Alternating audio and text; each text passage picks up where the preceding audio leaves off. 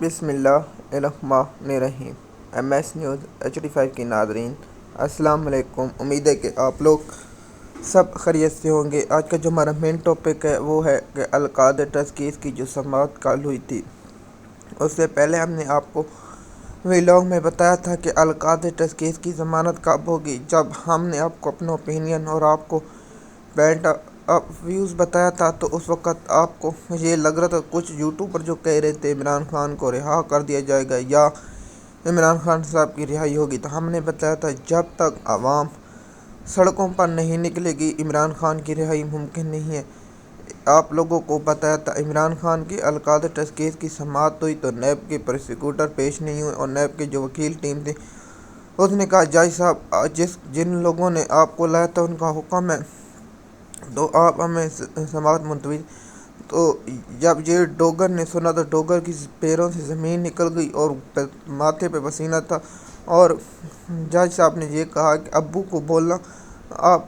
ہم پر راضی رہو، ہم آپ کے حکم کی خلاف ورزی کیسے کر سکتے ہیں؟ اگر آپ ہمیں میسج کر دیتے یا اپنا کوئی عام سا بندہ بھیج دیتے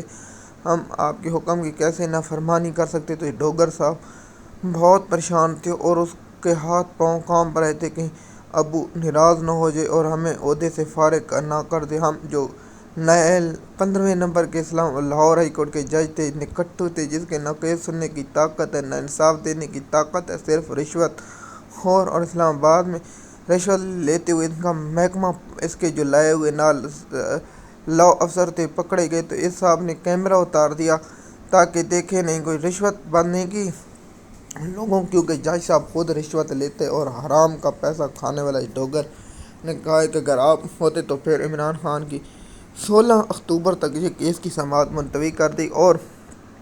اندر تاریخ نے جا کر جنرل حافظ صاحب کو کال کی، کہا کہ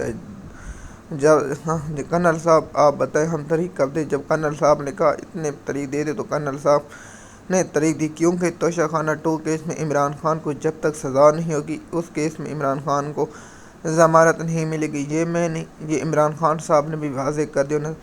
دیکھیے قوم کو فیصلہ کرنا ہوگا کہ آپ کو غلاموں کی طرح رہنا ہوگا یا آپ یہ سوچتے کبھی کوئی برطانیہ سے دباؤ آئے گا، کبھی امریکہ سے آئے گا، کبھی یورپ سے آئے گا، تو یہ آپ بھول جائیں جب تک قوم سڑکوں پر نہیں نکلے گی۔ دیکھیے بنگلہ دیش کی عوام نے اپنا حق لیا، سری لنکا کی عوام نے اپنا حق لیا، نیپال کی عوام نے حق لیا، افغانستان کے لوگوں نے حق لیا، پاکستان کے لوگ سوچتے ہیں کبھی امریکہ آ جائے گا، کبھی برطانیہ، کبھی یورپ آ جائے گا، کبھی یہ وکیل نکلیں گے، کبھی فلانا جج کھڑا ہوگا۔ ہم کچھ نہیں کریں گے، ہم صرف بیٹھے رہیں گے۔ تو القادری ٹرسٹ کیس کی سماعت نے اور کروائی بغیر ملتوی، پہلے سماعت ہوئی تو جی مقرر کر دیتے، اس کے بعد دوسری سماعت ہوئی تو نوٹس جاری کر دیتے، تاریخ نہیں دی گئی، تیسری سماعت ہوئی تو جواب طلب کر لیا گیا، اس کے بعد اب ملتوی کر دیں۔ دیکھیں 4 دن کا ٹائم دیتے، چلو بیمار ہے تو ٹھیک ہے، لیکن 21 دن کا دے دینا۔ اور یہ دیکھنے کے بعد آپ کو معلوم ہوگا کہ عمران خان صاحب اور ان کی